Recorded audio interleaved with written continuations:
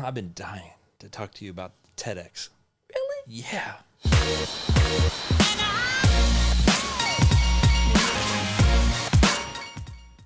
Welcome, everybody, to Born Broke with Mike Hofarth, and today we have a very special guest, Georgetta Foreman. Take it away, Mike. Welcome, Georgetta. Thanks for being here. We're really excited to have you. It's really a pleasure. I'm so excited to be here, especially with another George. Yeah. That's awesome. We're also all Pepperdine alums, I love it. which is fantastic. So it's like almost Feels like home. Yeah, right. So what have you been up to? What do you mean, whatever? That's a big question. Yeah. You mean since Pepperdine? Sure, let's go back. Okay, so after leaving Pepperdine, I really was like, I'm going to be on the Today Show. Okay. I'm going to work in sport or do sports or something like that. I really thought broadcasting was going to be my thing. I got the opportunity to move to New York and work with HBO Sports for some time. Saw the most amazing fights of the late 90s. Good times. Nice. And I That's got amazing. a chance to work with my father, George. Okay. And just be a part of his career and media and all those good things. But I always had this thing like, but I want to do my own thing, Yeah. which is so overrated. But that's what I wanted to do, you know. Don't we like, all? Don't we all? We want to. Yeah, we all want to do our own thing. And so, I wanted to find my own space. I took time, like just finding what's next. I think I even taught school for a year. And somehow while I was teaching fourth grade, there was this lady who would keep in touch with me.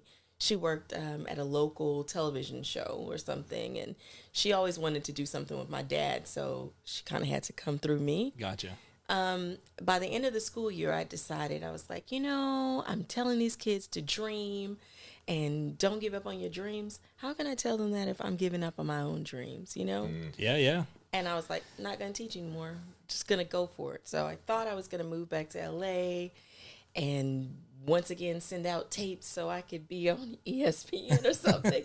I thought all those things, but just so happened that lady, she came to me. It was school. I'd already stopped teaching. It's the summertime. She came to me and she said, hey, there's this national show that just come to town. She goes, they're looking for like an AP that's below me, I Okay. think she was like an executive producer at that point. So you're AP associate producer. Right, Yeah. associate producer. Okay. And she's like, I put your name in a hat. And I'm like, okay.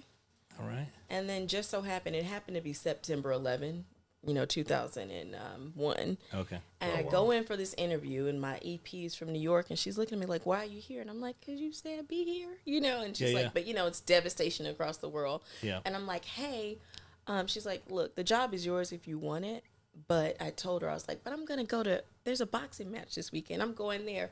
She was like, it's yours, but you can't go to the boxing match. Oh, wow. And I was Ouch. like, I'm not taking this job because I'm going. But then you look at the television, it was September 11th. No one was going anywhere.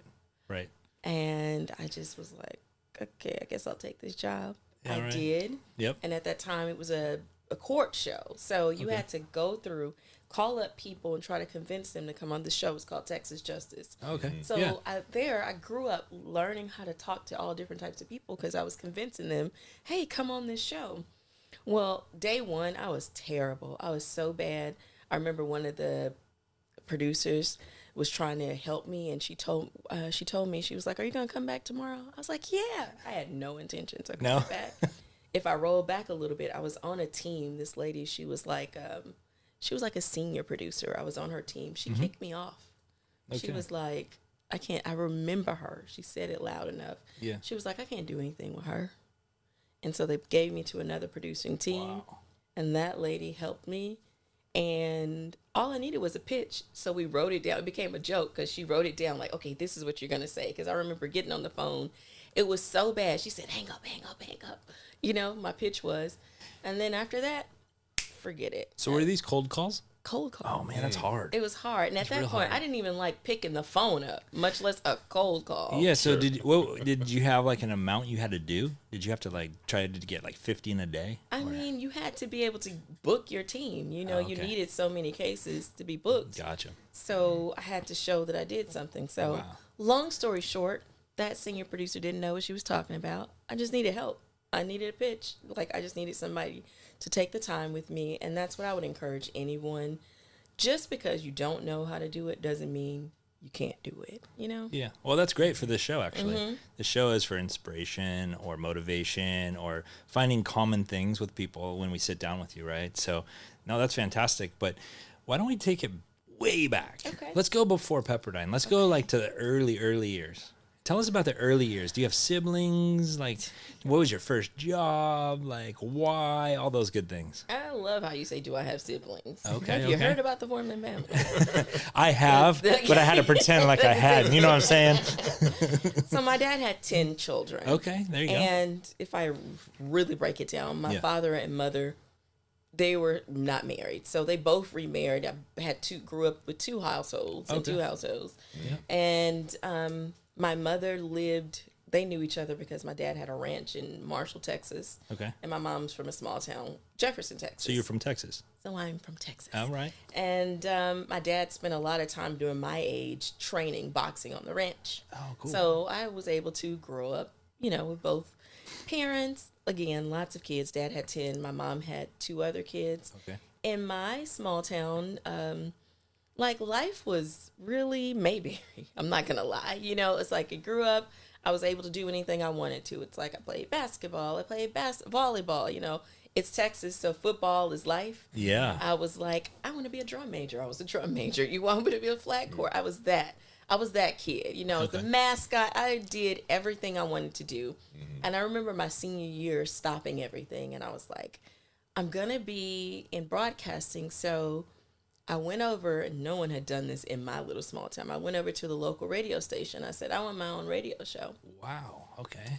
And it was a gospel station in a little trailer, little. And the guy said, okay. And he just I didn't even ask my parents to do it. And he said, okay. And then I had a weekly show. So it's a small town in East Texas. Okay. So there it's called the Arklatex. That means it's close to Arkansas and Louisiana, like Shreveport, Louisiana. All right. So that station broadcast throughout the entire Arklatex. And every week I had my gospel show. You got your show. Yeah, I had my show, and people would tune into it. And that was like my senior year. Like when I was like, I'm going to do this. How old were you? At 17. You already knew at 17 this is what you wanted. I knew. I knew I was going to be in entertainment. And I think I counted out that I wasn't going to be Diana Ross. So I was like, I'll just be on the news or something. All right. Okay. You know what I mean? So, yeah, I started then. And then when it was time to look for schools, I'd gone on the East Coast, and things were dirty compared to what I saw at Pepperdine. Oh, man. Yeah. I was like, this is where I'm going. Yeah. It was a done deal. I agree with you. Yeah. I mean, it's hard to not say that when you get to Malibu, right? Especially Pepperdine perched up on the hill. And you're looking at the ocean. It's so beautiful. You guys, what year did you come to Pepperdine? I was there in 97. You came in 97. What year did you come? 96. You came in 96. Graduated in 99. You did too, right? Yeah. 99. Okay. Yeah. I graduated in 2000. Yeah. Okay. Yeah. So, yeah. Hey, I was depressed. Why? When I graduated and I had all my stuff and I was moving to Colorado, I couldn't believe how depressed I was. And I kept looking back at the campus. I put the car in park, Malibu Canyon, where it overlooks everything, and you're about to go through the canyon. And I'd look back at the school, and I got so depressed. Aww. I was like, I can't believe. Is it going to get any better than just sitting on top of this hill in Malibu, California? Yeah. Beautiful. Right? It's kind of like, but yeah. But things obviously were still good in my life. But that is like versus going to like some of the other schools that you may have looked at. I mean, I looked at some other schools that I'm not going to mention, but I wouldn't want to be there. Right. I'd be like, okay, I'm graduating, I'm out. Right. Now let's go do my life. But, because I'm a surfer and I like being near the ocean and all this stuff. All this kinds of I things. kind of remember that. I remember when you drove off campus leaving that day because I saw you. We were up at the communications pad. You really saw him? Is that a joke? No. Yeah. No. I was up at the communications pad and his truck was packed and he was leaving that day. Yeah, I said bye to you. You rolled your window down. I was like, all right, dude. You're like, I'm going to Colorado. I'm like, good luck. Yeah. What'd you do in Colorado? I don't know this. I was training for the Olympics for 2000. Wow. Yeah. That worked out. Yeah, it did. Well, we didn't place where I wanted to place, but my mom would always say, at least you got there. But all your other friends are Olympians and they're having their gold medal party, and you're like going, Well, I'll get to the next one. Right. Then go to 2004. Yeah. Because I was in 2000. Then I was like, okay, if I don't do well in 2004, I'll go to 2008. And you think, I've said this to Mike, as an athlete, you think you can play until you're 55 and your knees are going to be perfect. But then as you start to get older, you're like, I don't think I'm jumping as high anymore. Right. Or maybe I'm not hitting as hard. But then you convince yourself that you are.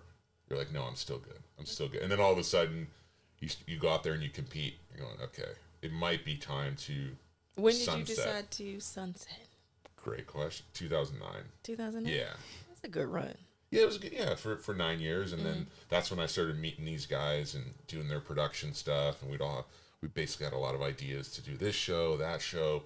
And then I was just helping out because, Dave, he's a director and knows how to make things look amazing. And then Mike is the finance money guy, producer that can, basically structure a budget and develop these really fun projects. And I was like, I don't really know how to do any of this stuff. So then I kind of did my own thing, got into the marketing space because that's just kind of where I ended up, right? It's like I didn't have a plan to be in performance marketing, but that's kind of where I ended up. But when Mike asked me to do this show, I was like, yes, this seems like a lot of fun, right? Seemed like a lot of fun, but he was nervous to put the headphones on and sit in front of a mic. No. I made him. Not- I did. I told him. Not him. I said, sit down. I said, sit down. He's like, what do you mean? He thought he was going to be over there where Dave is. No, well, yeah, because I didn't think that it was real. Like, he just went off and that's just Mike. He just goes off and builds stuff and says, hey, we're doing it. Mike, I missed it. Were you always in production too? No. I mean, I quickly found my way into production. Yeah. How does that? I didn't know what I wanted to do. Okay. I was a communication major, advertising, business emphasis, and then, I dabbled in real estate for a little bit. I really thought that I wanted to be a real estate developer, but when you don't have any money, it's kind of hard. You're like, I'm not developing. So, Nothing to develop. yeah. So then I was in Hollywood, and I'm like, I found my way. I'm like, well, where's the money? It's in Hollywood. I'm like, Right. if I go there and I can gain some trust of people, maybe they'll write me a check and I can develop this land. And then, when you're in your 20s, I was like, this is kind of fun. Right. So I just stayed, and here we are. I'm still in it. Love it. 20s were great. 30s were still really good. 40s, I kind of don't want to travel as much. Yeah. But Were you traveling a lot with the show? Is that well, your shows? yeah, the types of shows I've done, it was all travel, right? It was American Idol. I had to travel. That's when the big auditions were happening because I did it early, season 4, Oh, wow. 5, and 6, when we were renting like Gillette Stadium, Soldier Field, and getting like 60,000 people out there, right? So we were traveling a lot, and in my 20s, that was amazing. And then I did X Factor, which was very similar.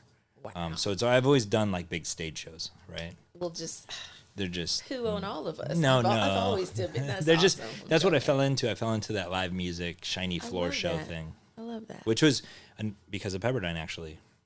The young lady that I had a class in my senior year, Andrea Regalado. I don't know if you're familiar with her, but she and I had a class together. She called me up one day and she's like, "What are you up to?" And I wasn't up to much. And she's like, "Oh, well, I'm looking for a PA." And I'm like, "Oh, okay, well, sure, I'll go do it." And so I PA'd for her, and it was the worst experience of my life. I'm not gonna lie. Yeah, but you did it. Well, I drove a 4-wheel drive truck, and we were at the shrine at the shrine, and I had to drive 1,000 miles in like 5 days. So my gas was like insane, and I wasn't getting paid. So I was like, man, I can't do that again. So then she called me for the second job, and she's like, "Hey, so I want to," and I'm like, "No, I'm not into that." No. I turned it down. I really did. I said, "No, I can't do it." And then she called me because I had a truck, and they did Teen Choice Awards. Oh, And those trophies are the surfboards, right? Right. And I, too, used to surf. And she's like, "Hey, so here's the deal. I know." Tried to surf. She goes, "I just need someone with a truck that can deliver the surfboard trophies to, like, all the agents and, like, celebrities that won them around town." And I'm like, "I'm your guy." Was she like a production manager? She was the office manager, I believe, at Okay. the time. And then from office managing, because I worked for a company that were one was a creative producer and one was like a more logistic producer. Greg Sills, he's in Malibu. Okay. So they had a production company that she worked at and kind of ran, and then that's where I got my. Is she still in the business? She is. She is. She's like a co-EP showrunner. Oh. Yeah, Yeah. And then You may it need just, to know her. yeah, no, we'll introduce you. And then also at that office was another Pepperdine alum, Adam Hudson, who, I know that name. yeah, he did all their accounting, Okay. production accounting. And then now he owns his own firm downtown Oh. that does all kinds of shows. He's like a business manager, production account guy. Oh, that's pretty. Anyway, let's get back to you. Yeah. Let's get back to you. So we left off, and you were The radio station, right? in the radio station, but then she fell in love with Malibu Yep. and Pepperdine. right. Came to Pepperdine. But I do want to go back though. At 17 years old, how did you know? I don't know if I just knew. Like, you couldn't sway me. I wish someone could have swayed me, Yeah. so maybe I could have gotten other skills. Yeah. But I just knew that's what I wanted to do. I remember, though, I did have this one teacher, and I can't remember the class. It's been 1,000 billion years. But in the class, she kind of went through the room and talked about everyone. And I remember, I don't know if you guys remember Bazi Kanani. No. Well, she became a news anchor Okay. in Denver. She was a big, and also in CNN. So anyway, she was from Pepperdine. But I remember, because she and I were in the class, the teacher going around the room. And it's funny, I remember this lady saying this to me. She was like, because it was a broadcasting class, and we're sending out our tapes. She goes, no. She's like, you're going to do something, and you'll be good at it, but you're not going to do this. Really? No, like that's the broadcasting thing. But I was like, I'll show you. I'm sending my tapes out. Sometimes that's the best motivation right there. Right. Yeah. But Always. It didn't work. It didn't work. I mean, I still didn't happen. Yeah. However, I was always good at producing things. I always end up making things funny. I wasn't trying to, but the producing part of it was it came natural to me. And afterwards, I got great internships. Oh, great. I was offered like CBS, the local CBS, to be like a sports producer. And I was like, nope, I'm not doing that. Even when I went to HBO, they were like, come be an AP here. No, that's not what I'm going to do. Until I just kind of gave up when I went to Houston. Yeah. You know what I mean? But it's been a fun run. Yeah. And what I do know is life's not over. Yeah. You know what I mean? There's so many things. We're just getting started. Yeah. I feel like we're just getting started. Yeah. And I think a lot of times we were ahead of our time. Yeah. You know, Yeah. it's like, no, because I didn't sound like the most of the journalists that were on TV. Between my Southern slang and my not the you know what I mean? It's just I I, like don't it. have a broadcast voice in that Yeah. way. So yeah. I like it. Thank you. What'd you study at And your Pep? smile. That's what I always remembered Thank you. from college. Okay, got it. Just this huge, beautiful smile. Oh, That's what I remember. Thank and then you. hopping on the phone, sometimes you can't envision who you're talking with on the Right. phone. You just hear this voice. But I could just see you Right. the whole time. And we would we were chit-chatting, like a few months ago or Yeah. 3 or 4, and we just talked for a little bit. And I obviously heard about your daughter playing volleyball, so that was cool. It's funny with George because I would see him on campus. Yeah.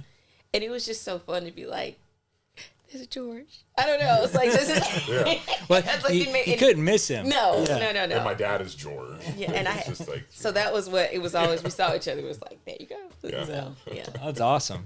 That's great. Yeah, that's what he kept saying about you because we had never met, right? Right. And he kept saying, "Wait till you see her smile." Aw. That's what he you kept just, saying. you just have energy. She's gonna walk in Thank here with you. that smile. Yeah. Well, it's And I see it. It's Thank you. beautiful. Thank you. yeah, and I think you know, and I don't know, I'm sure that's helped you in your career. You have like this special energy. Like you Appreciate just that. have, you know, whether it's through the phone or in person, but you just seem like you're always positive, because I meet some people that they're either neutral Right. or they're just kind of slunched over. Right. You know, like they just look depressed. You just always look shoulders back, I'll take it. I'll take it. ready I'll to take go, it. I'll take and it. just positive. Thank you. And that's like, you know, whether that's everything that's going on in your brain, but that's what I think Got it. of you. Well, I always. appreciate that. Well, I hope you continue to think of that. Yeah, and I want to be that. That's what I want my kids to be like. So, you know, these teenagers, like my daughter's a teenager, and she's like in this weird stage. I'm like, get your shoulders back and walk around like you own the place. Like, Right. and it's hard for them to do that sometimes. Right. But anyway, I just had to throw that in there. I appreciate that, George. Yeah, seriously. So anyway, let's All not good. get all mushy. Go back. Let's go back to Pepperdine. Like, what did you study at Pepperdine? It was the major was like telecommunications, which was so confusing because people go, "So, do you want to work for the phone company?" You're like, "No," like you know what I mean. So it was broadcast journalism. Okay, cool. And my minor was creative writing. Oh, okay, cool. And then after Pepperdine, you went into HBO. Was that right? Yeah, you went to HBO. I did. I moved. So I finished a little soon. You know how Pepperdine you can get it together fast, and I finished like the December '98. I didn't walk to '99, but I finished. So what I did while everyone was having their last semester, I moved to New York. Oh wow! And came back and graduated. Really? So yeah, that was great. That was a great experience. You're way smarter than us. Yeah, I barely got out in 4. Yeah. No, I was hoping to be out in 4. Right. Yeah. Look at you. You're already on your way. I was like, I love it. One thing about Pepperdine, which I would encourage a lot of people, it was a small school. Yeah. And literally, you just have to follow the plan. Like they literally helped me through. Like, There's okay, a you make your 4-year plan. I remember going to, I don't know, new student orientation. I think it was something like that. Yep. And they gave you a 4-year plan, and I just stuck to the plan. That was the easiest thing to do for me. Would you recommend that for other people? Yes. However, sometimes you're sticking to the wrong plan. Yeah. You know what I mean? I think it worked for me at that Yeah. point, but sometimes, you don't have to do what you think you should do when you walk in. Right. Do you set goals for yourself? I do, but I can tell you this though. Younger me, I miss her. Oh yeah? Yeah, I feel like What just part like of it? well, the whole like you just said I had a 4-year plan. I mean that sounds small. Yeah. But that was in college.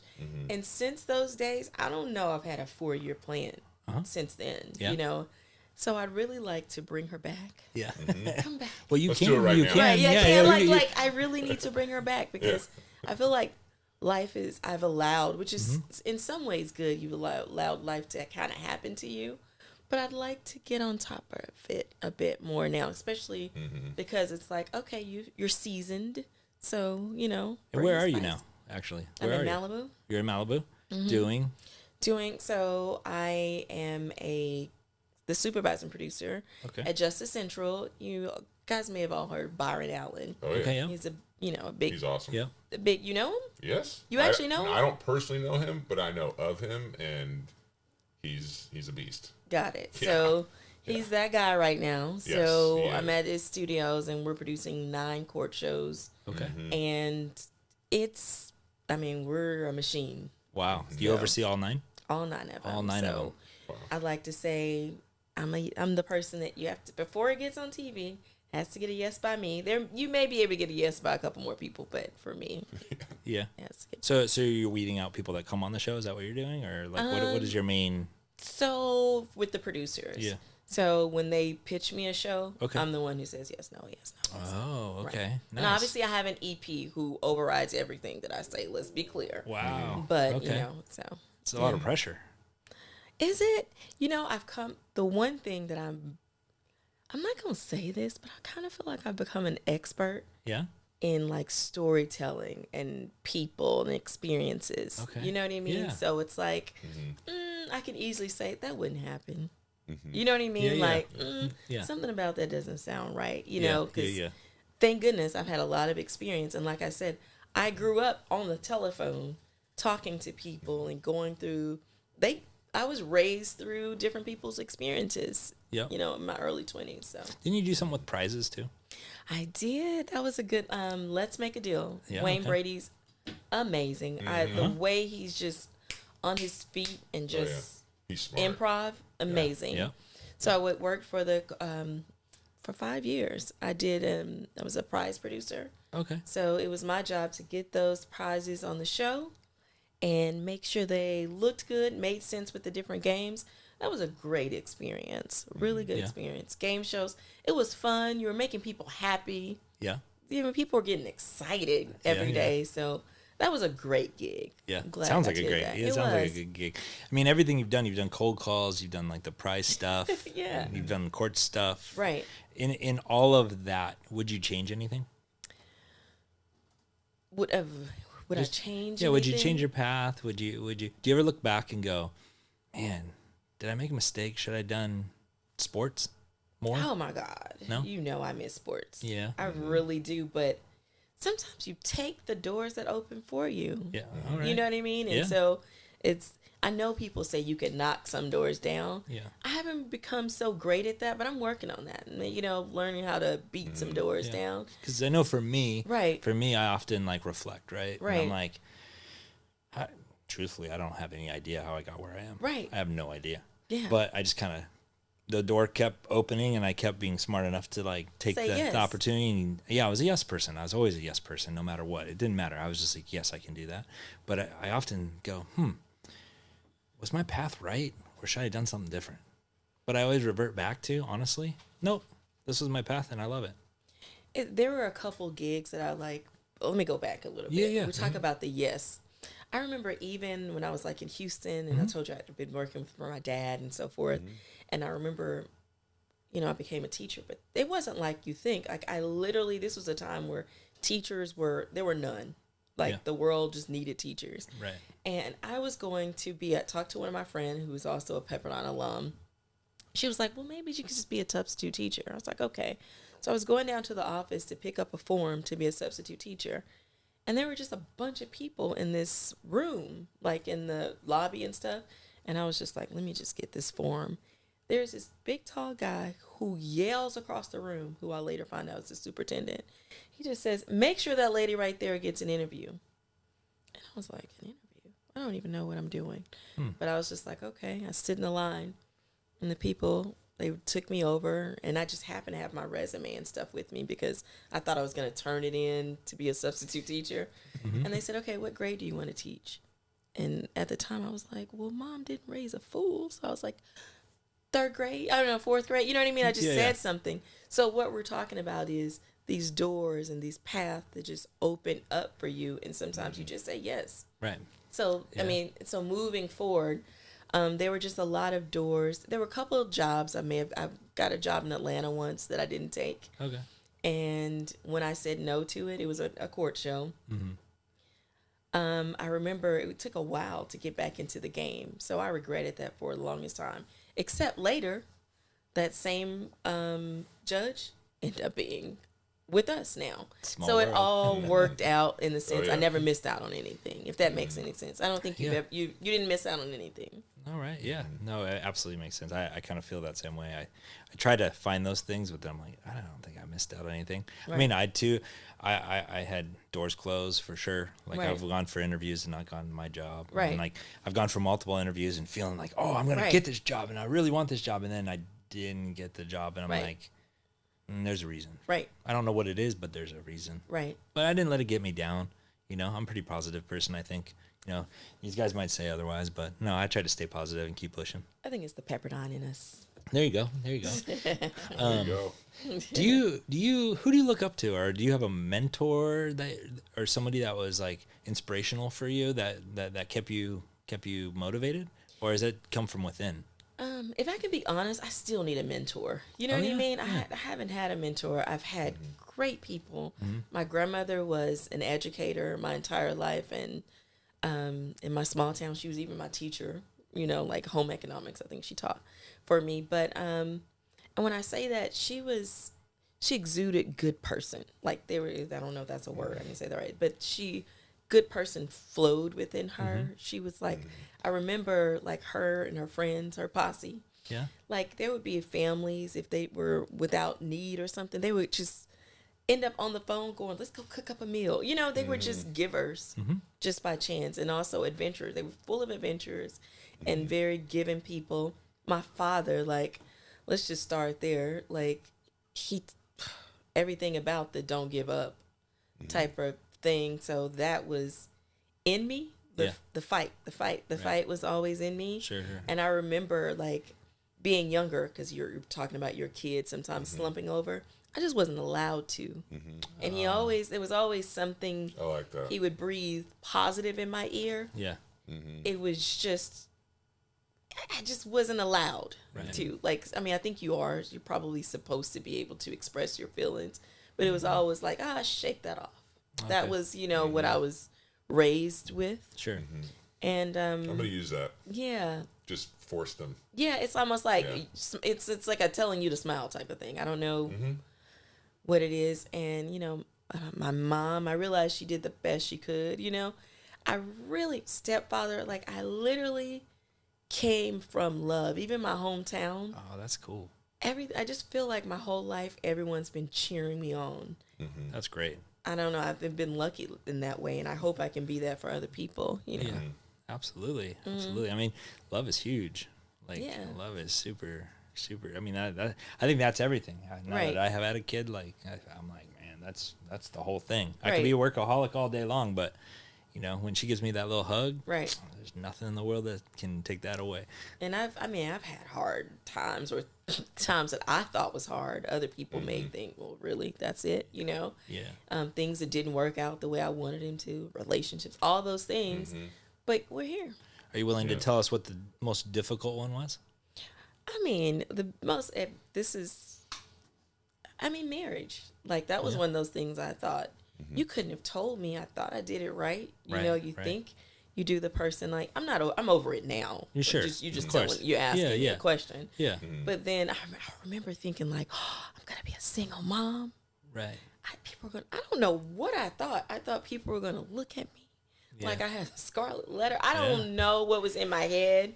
I don't know. I was there too. You know? I've been married once. Yeah. Yeah. And I know that feeling. Like, I remember driving home from productions, like, late at night going, man, everyone's going to look at me. Yeah, like I'm going to have, like, some kind of stamp on my face. Divorce. Yeah.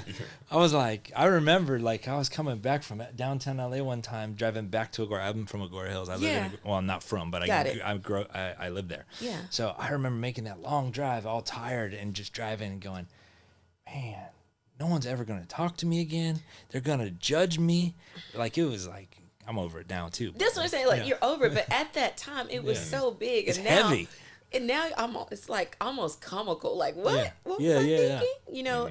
And so when you love people, or you think this is supposed to work out and it just doesn't, it teaches you to let go a lot easier. You know what I mean? Sure. It teaches you to go, whatever. And you look at the people and you're happy for them and their lives and whatever. And you're like, that wasn't going to work. Yeah. You know what I mean? Or it didn't work. It didn't even matter if you thought it was. It just didn't. It just didn't work. Yeah. Exactly. It wasn't right. What would you say to somebody that's in a town like yours? Yeah. That feels like they don't have the means to get to where you are, or the means to do anything other than, you know, something that's very limiting. What would you say? Isn't that true? Like, one, there's bus fares, airfares. You can go. You can leave. That's one. But now, too, we are in a different world. Yeah. You don't have to leave. You have the internet. That's you right. Have, like, no one. We were waiting for doors to open for us. Sure. Yeah. Now there's just like everything's open. Yeah. So even the things that I don't do now, that's really on me. You know, it's really on me. Back then, there really were gatekeepers. I'm not trying to be funny, but there were people who could say, you can work here, you can do there. Now, especially in communications, you have your own channels. Right. You have your own means to do anything you want to. And that doesn't mean it's going to be easy. Let's be clear. I'm not saying that, oh, it's your fault that you're not doing this. Because guess what? I applaud anybody who's just waking up every day and going through life. Yeah. Because you realize life it's a great place, but there are some things that can make it be, or you think it's not so great, but in reality, every breath is great. You know what I mean? But so I applaud anybody who's just waking up. Go through it. Do whatever you want to do. You literally can do whatever you want to do. I'm not saying you can make money off of whatever you want to do right now. Sure. But you can do it. Yeah, because that's a lot of what the show started off of. You know, for me, being on, you know, I didn't have the internet. Right. I mean, we might have just been getting that dial-up, like, was, whatever that thing was. It was a thing. Yeah. It was funny because I was driving to the studio today to sit down with you, and I was thinking through Pepperdine. I was thinking when I first got there, and I was remembering my first computer, my first laptop, and I was like, man, we've come so far. It's crazy. That's 25 years. Wow. I remember the AOL dial-up. I remember at that time my dad was like, build me a website. So I got a website made for him. And we were all on this AOL account. And at the time, one of my sisters was living with us. So I was on the AOL. I remember his name was like, I don't know, BG Fuzzy, something. It was crazy. And I was like, no one wanted to put their name on it. We were so afraid. And then my sister, she had an account. We were all on this AOL account. And I remember my dad calling saying, tell her to get off my account, because you couldn't be on one. If you were on the same AOL, only one person could be on the line at a time. Yeah. Do you know what I mean? I don't remember that. No, you couldn't, unless you got a separate account. Yeah, it's like a dial-up. It's like the old school phone. It was like a phone, all your account, That's like right. if we're not in the same spot, he was in Texas, we're in California, but she was on. He's like, I can't get on. Such foolishness. Man, like, it's crazy. I'm glad that we got past that. I know, right? Because I think it was Earthlink that came after AOL. That sounds And I about think right. what they were doing is it was local dial-up, so I think it was quicker. He actually lives in Malibu. His name's Sky Dayton. Whoa. I've surfed with him a couple times, but he was telling us the story. I'm butchering it, but Yeah. that's he was the guy that really started to capture a ton of market share away from AOL. Wow. Yeah. That's impressive. I don't know, man. I still use my Hotmail from Pepperdine. No, you don't, do you? I still have my AOL account, and I do it because I'm like, it's going to make a comeback one day. So if I email you right now. I mean, you can. I mean, I also go to Gmail, but it's like Simply MSG, which then I thought it was so cool. It's like Simply Miss G. Then I moved to New York, and then everybody kept saying Madison Square Garden. It was so messed up. no. So it was just weird. Sure. It was just so I'm going to switch subjects here. right. Because I've been dying to talk to you about TEDx. Really? Yeah. Okay. How in the world did you get chosen to go do TEDx and then give such an amazing talk? Like, it was amazing. I watched it right really before you watched came it? into the George studio. hasn't watched I it. haven't watched it. I came early to the studio because when I looked you up, I saw the TEDx thing, and I was like, oh man, I can't wait till we get to that part. Okay. Yeah. So just so happened, it's all about life is about relationships. You can say That's whatever you key. want That's to, key. but that's another thing I would tell everybody is to extend your relationships beyond the people in your hometown. And now with the internet and those things, you can do that, right? Yeah. Okay, so just so happened, I lived in a building with this young lady years ago, like 2014 or something like that. And she was like a Yale graduate. She was also she was into tech, and we were just pregnant at the same time at that point. So we'd walk together, it was just great. And she and her husband were a great family. But during that, later on, she ended up being a curator for TEDx. Wow. Okay. And when I moved back to LA, that was like in 2019. I'd gone back and forth. She was doing TEDx, and I said, I think I want to do one. And she says, well, you got to apply for it. And she meant it, because she was like, you don't get to just be, because you know me. Walk right in. No. Nope. She made me apply for it. And then she was like, okay, are you serious about it? And I went through the process, and she said, okay, you can do it. So that's Awesome. really how it came about. It was a great video to watch. Thank you. I watched the one where you were on the stage, where they had the picture of you in the back, Oh, okay. and then flip through, some of your family photos, of course. Okay. And then I watched the other one where I believe you were in front of a fireplace, right? I think there was a fireplace behind that you. was I was at a wellness Is that what it center was? in in Malibu. So, Oh, yeah. okay. Cool. Yeah. So I was like, man, I can't wait till we can get to that. Okay. Like, that's inspirational for me. Thank I'm you. like, yes. Thank you. Yeah. Well, are you going to do more of them, or is that a... I love it. Like, I think I'm speaking every year. I've been speaking at Pepperdine in the summer. Oh, do you? For YCS, Okay. their program there. What's that? And then, so it's Wise. I'm going to butcher this right now, because now I've been saying YCS for so long. But basically it's a leadership camp. Okay. It's a leadership camp. So I try to speak there, and from there, I think I'll do another one in April. Oh, nice. Just like you guys, we're just all trying to uplift one another Yeah. and other people, and especially young adults. So yeah. George, you use that a lot, don't you? What's that? What's that thing you always say? All boats lift. Oh, high tide lifts all boats. There you go. I like that. Yeah. Because I think especially with the internet and podcasting and, like you said, having your own channel, Right.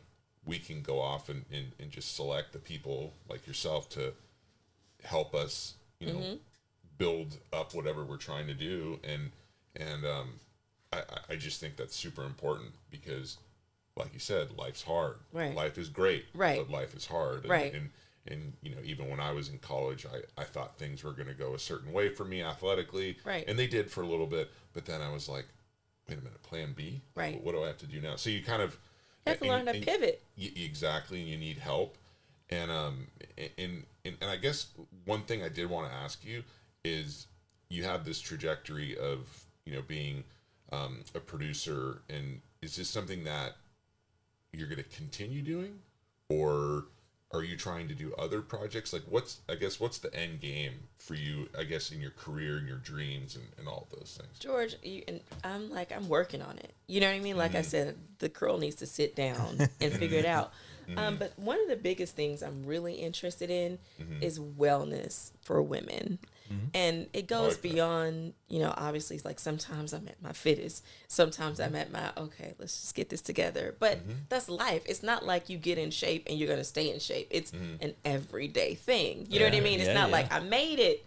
It's over. No, it's a thing. So, and I just want to remind, it starts here too in your mind. Like this is what this podcast is all about, uplifting, but just reminding people to take care of themselves and all. Like now, I think we're seeing our parents, right? And the seniors and things, and you're like, we'll be there soon. It's tough to watch. Fast. Right. This goes age quick. is not fun. Right. Let's be clear.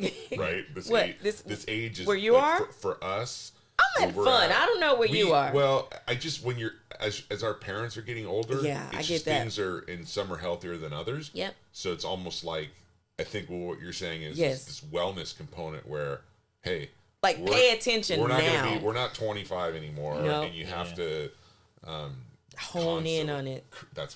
That's what it is. Yeah. I like what you said though. It's not just physical. It's also up here. Like this is everything really, for me. Yeah. Like if I can't keep my head straight and I can't keep my head healthy, I can't function. Right. It's so funny. I'm going to probably go off, but I'm trying to talk about this Please. because I was just talking to a couple people who said the same thing to me. They're like, happiness is a choice, right? And that is really good in theory because it truly is. Like I woke up this morning, I'm happy. Happy.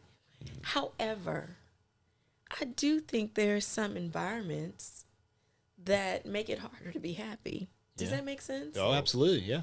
And though we can still choose to be happy in it, that doesn't mean you should be in environments that are you're just dodging bullets every day if you don't have to be. Do you know what I'm saying? Yeah, I do. So it's just empowering all of us to know, like, sometimes you can be really positive, but you may be in an environment or some that's not that positive. And it's a hard fight. That's what I'm saying. With life is hard enough. Yeah.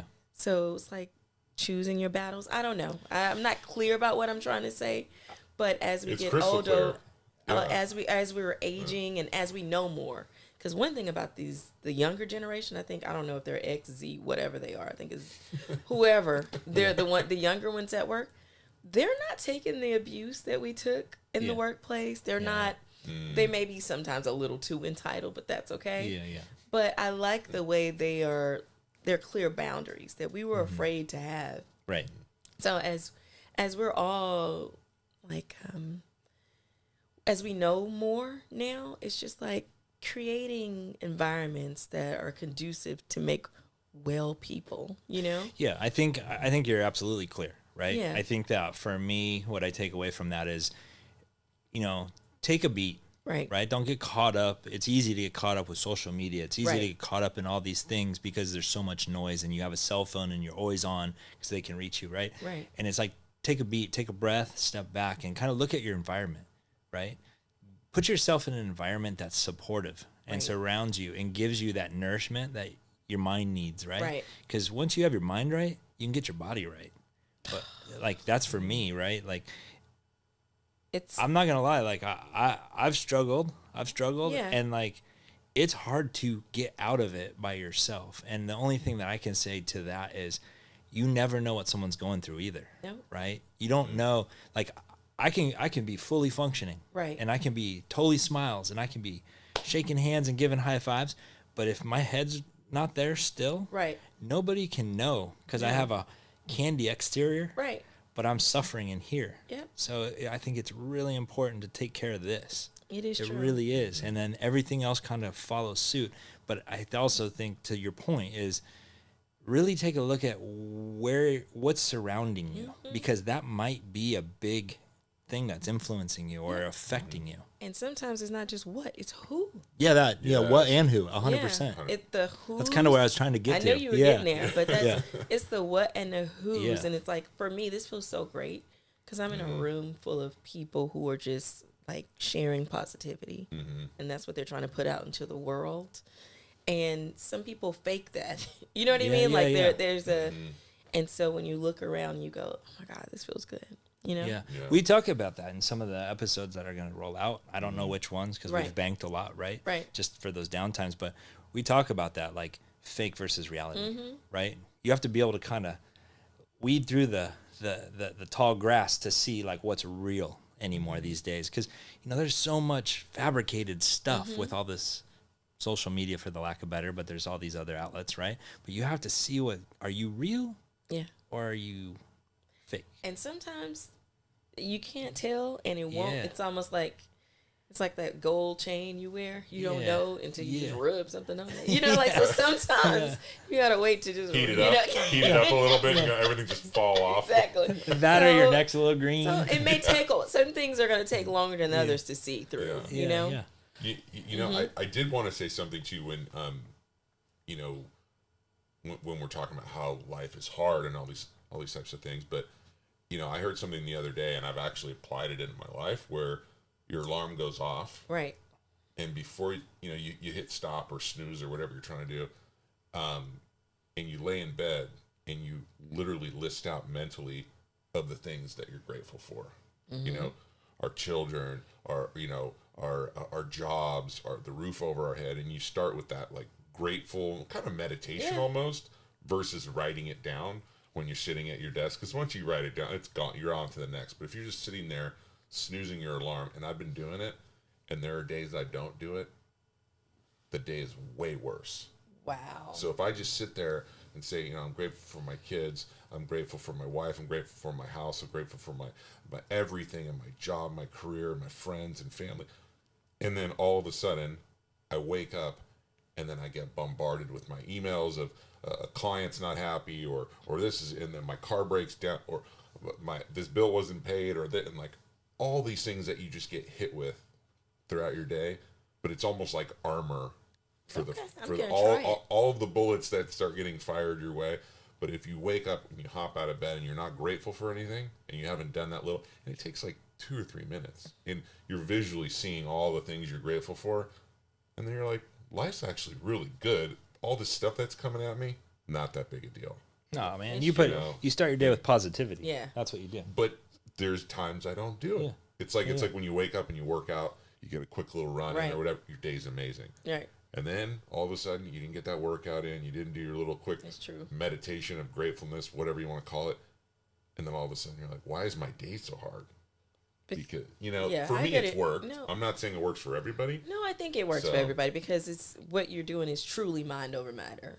You're that gratefulness and gratitude. That's the word. I will say I'm jealous, though. Right. Even with all that positivity, I don't want to discredit that, but I'm jealous. If you're able to sit in your bed and hit snooze, just once. I can't even get to my alarm anymore. I get up and my alarm's like 30 minutes away.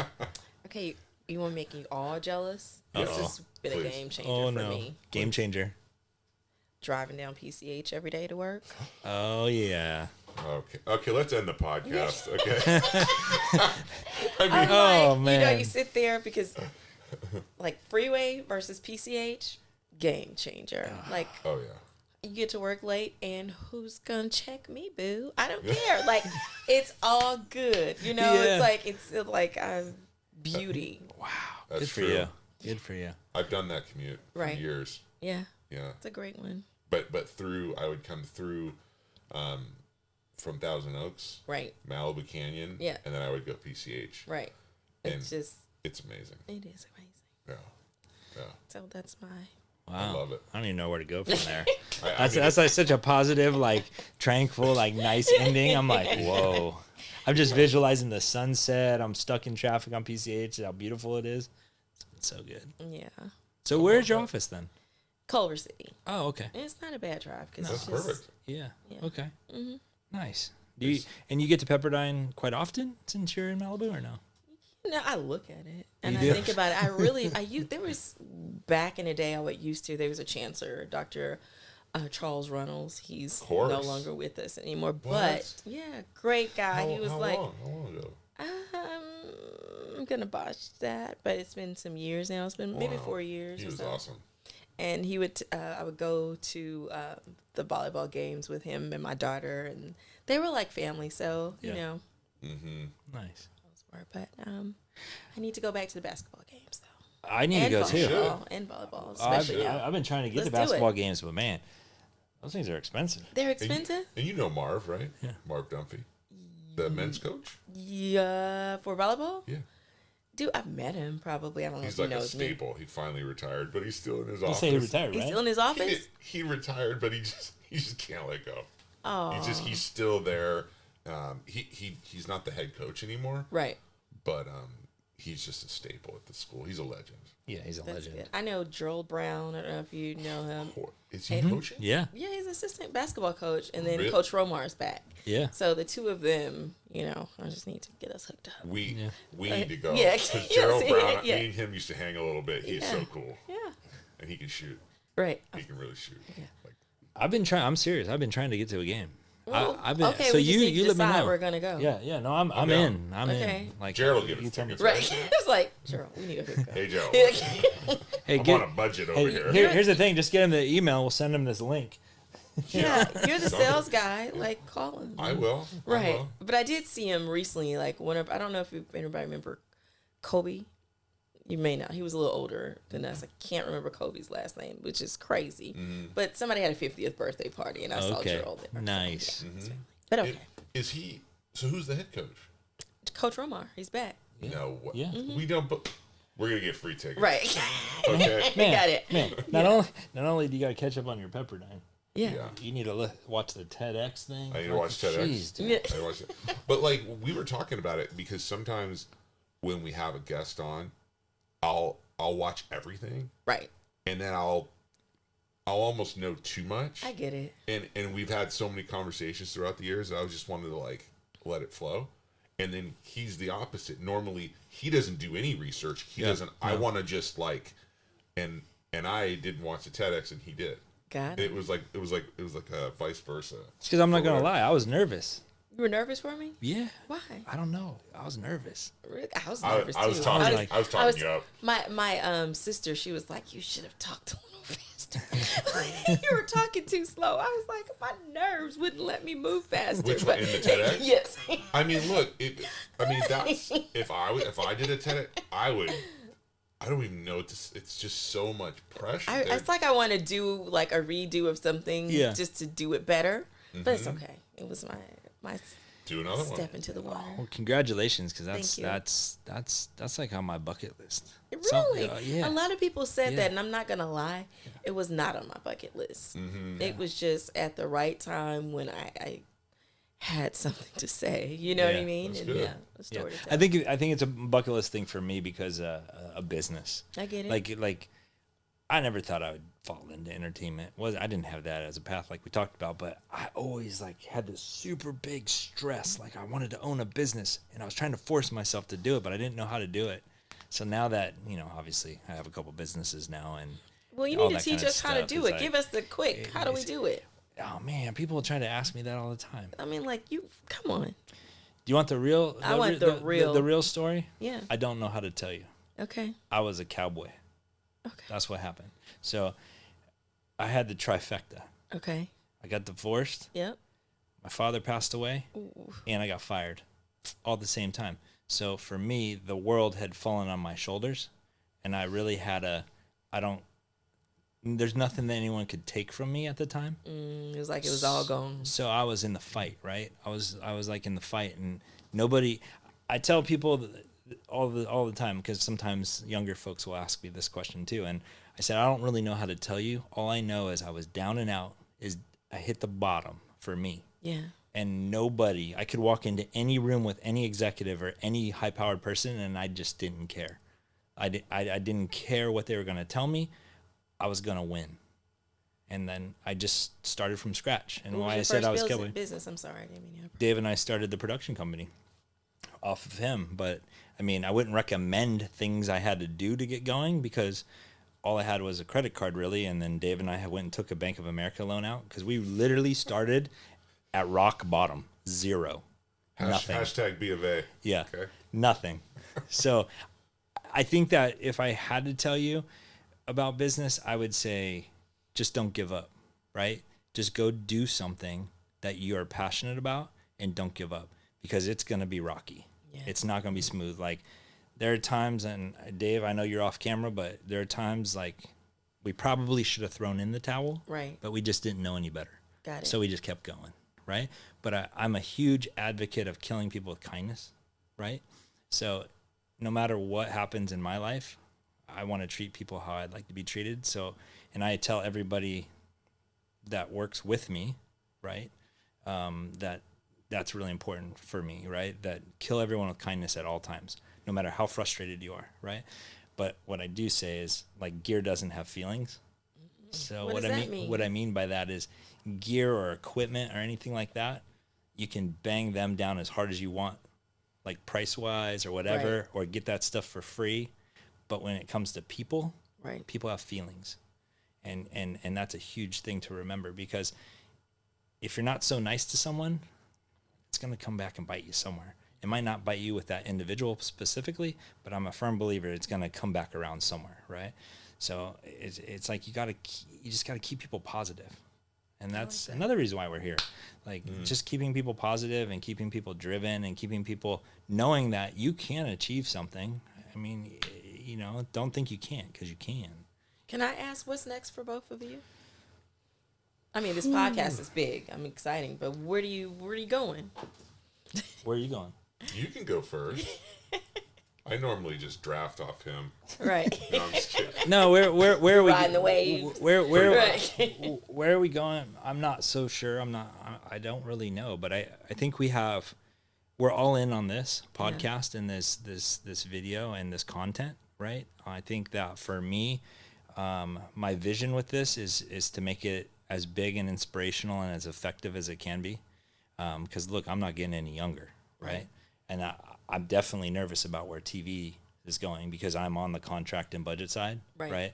And with media and everything changing as rapidly as it is, it makes me really nervous for what the next 20 years looks like. So I think, you know, we're jumping in on this. I'd like to say we had a great plan in place, that we wrote it down, but we didn't. We kind of fell into it, to be honest. It was more about, what did I know? I've managed a lot of money, you know, throughout the course of my career. I know money. Like I said, you don't really make any money doing what we're doing here. Right. We just have great conversation when people will join us. So I think for me, it would be arena, like corporate gigs, speaking at those, speaking at schools, hopefully starting at Pepperdine, like you're already doing, right? Lifting people up, you know, just making people aware that, you know, from a financial standpoint, whether you make minimum wage or you're on a good salary, you know, if you live within your means and you're smart, you can both be successful. So I think that's for me. I don't know what else I would do. I don't really know. George? I think the same. I mean, just our vision with this show. I mean, I remember when he first sat me down, when he had built the set, and I got emotional because I've always wanted to do a podcast, you know, but we didn't really know what to do, because I think a lot of people just start a podcast and start hanging out with their friends, and then you can't really go that route unless you're kind of somebody. You know, there's a lot of celebrities will start podcasts and they can do whatever they want. Right. They can just pick a topic. But I think for us, we had a vision of kind of teaching people and telling these stories, like of what you've gone through in your life and the path that you've chosen, just to uplift people and to spread the word really about, being able to do what you want and work hard for it. It's going to be rough. But there's going to be times where, again, you're going to essentially just try to stay focused, because as Mike was saying, when you start a business, you're just going to get bombarded with probably a lot of failure at the beginning, and then you're going to kind of start breaking even, and then maybe turn a profit, and then maybe have a bad year, then maybe have a good year. I mean, these trajectories, most businesses fail. Right. Right? Well, let's be clear with that. So, but I think with this show, it's just trying to educate people of the things that we didn't get. I got awesome parents. They worked their ass off. My dad was an amateur boxer. He was a brown belt in judo. He was a civil engineer, amazing person. My mom was a school teacher, and they taught me how to be hard worker, hardest worker in the room, just dream big, all these other things, but they didn't teach me anything about money. Right. So I graduated college. Thank God I got a scholarship. And then I started, playing volleyball professionally, and all of a sudden I'm like, I have a credit card? Like, what is it? I have to save this money. You have to learn. I don't want this younger generation to learn on the fly. I want them to be 21 years old, graduating college, and knowing these are the basics of a bank account. This is interest, this is debt, all these things that we didn't learn. In how we deliver that message, we're still trying to figure that out. But it's so important because no one can escape the dollar, right? Everybody has to live with this currency, and how well they manage it and how well they don't. Well, to that point, like, I'm going to interject. To that point, I think that once you get more advanced in the finance world, right, you realize how you can manipulate money to work for you, right? So that's when you really start stepping your game up financially. So it's like these basics are so important, and we're not taught them, right? Mm-hmm. And then once you kind of grasp these basics and you understand a little bit of how it works, mm-hmm. you start making money while you sleep, mm-hmm. right? And it can just start working for you in different ways, and you start to leverage it, and there's just so many things you can do with it. Because I didn't play sports like Georgia did, but I'm a huge advocate of how I think life is a sport. It's a game, mm-hmm. right? And you got to play to win, right? Mm-hmm. And it's strategy, and it's training, and it's thinking, and I think it's your team. It's the people you surround yourself with. I'm always about who your team is. Like, this is my team right here. Right. You're part of the team now. And it's like that's what I get excited about that. Mm-hmm. Yeah, it's and those are great. When she asked me that, I was definitely not prepared. I was right. Yeah, it's tough. I'm like, she flipped it on us. Yeah, you flipped it on us. Because it's a hard. If I could give you my ultimate, I would want to be a pro surfer for my whole life, mm-hmm. right? But I'm not that good. But it's one of those things where this I'm really passionate about, because I didn't get this in my life.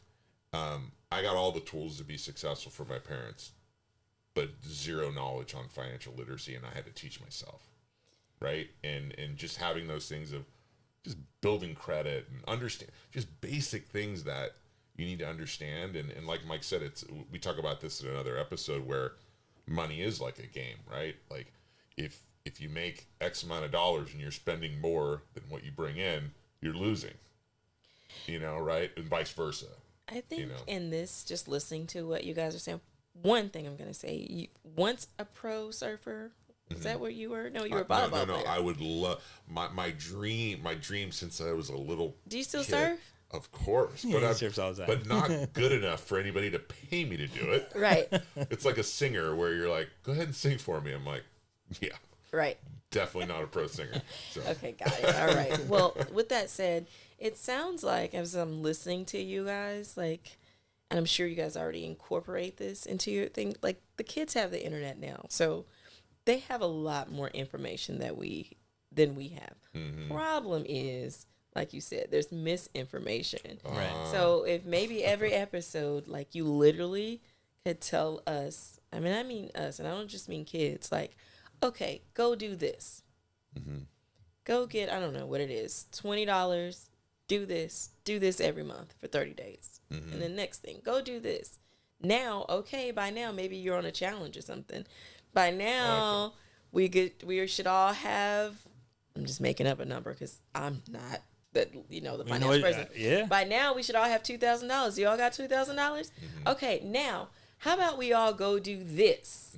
And then you, like, all of a sudden, you have everyone who knows what to do. We're all doing it together. You know what I mean? And then I like that. Like, it's a group. Like, all of a sudden, you've got a group. And now I'm like, hey, George, and, they just made me $2,000 next week. And now I'm going to tell everybody, turn on, get in. Because now we did something, and we did it together. So that's how you make a community. That's a possibility. Supervising producer at the helm right here. That's what I'm talking about. You're hired. Yeah. You're in. I love it. And it's just like you're creating something. We're all building wealth together. Right. Yeah. And I love it. Yeah. I love it. Really I'm glad smart. this is recorded because I wasn't able to take notes, Right. but I can go back and watch it. And I love it all. Like you're absolutely right. I love it. And then whether it's like, and then you have a segment about building money, because not everybody wants to build a business. And then you also have the things like, okay, this week, this is what you're going to do. You go do this. Okay, by now you should already have heard back from the state people. You should have your paperwork or whatever it is. Right. Now let's do X, Y, Z. Now you need to go do this. It like literally walk people through it. It's a curriculum. And it's a great way of everybody every week because now you have a reason to tune in to the next episode. Interactive. And you don't want to miss because you don't want to miss because you're going to miss a step. Yeah, that's you right. Don't want to miss you a can't step. fall behind. I like it. I like it. Gold. I like it. Yeah. That's gold. Yeah, Because thank you very much. Yeah, thank you, by the way. We keep talking about kind of, who we want to interview and what we want to do, but we're still trying to hone in that like give back component of how to, like, and something like that I think that checks all the boxes. Because it's immediate and you're building a community. Now we're at a point like, and oh my gosh, what I found in the last few years, I did this group. Okay, so I promise you I was in better shape. But like 2 years ago, I was like, okay, I saw that TedX thing and I was like, I don't want to look like this. So, I think Will Smith had some kind of challenge or something. And I was like, I'm going to do it. And I did. I got in shape and people were like, oh my God, how you do it? Well, one, I was working at home, so it wasn't like the commute to work, Everything was just all in alignment, okay? Yes. Yeah. So I got this group, and it was called Georgetta Foreman Get Food, Get Fine. I didn't care who signed up, Sure, yeah. But we did it together, and it's like still a group of like 800 people. Oh, wow. Oh, wow. Everybody together. It was so much fun. Like, I got back in the office and busy now, but I got to go back to it. But the point is, community is everything. And I'll tell you, like, I didn't growing up in a small town, like we all grew up in small communities, is that church and all that things, it was about religion and all those things, but now I see it was all community. Yeah. You understand? Yeah, like I totally. we all, and the older we get, especially now, we all need a community. You need people with you, cheering you on, seeing things. So just keep that in mind that we're building community here. So I love it. I love it. I don't even know that's like the best wrap up ever. Right. Community. So good. Yeah. Community. There you go. I don't have anything else. I have nothing else either. You're so good. Yeah, you're so good. How many interviews have you done? I don't know, but I think you guys are just being nice. No, but I'll take it.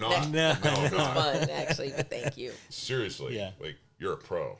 Okay. Like that, and that advice. That's because I've been in other businesses where we've done that, where we were promoting a product, and it's all about community, and it's all about these challenges. That's why they're so popular.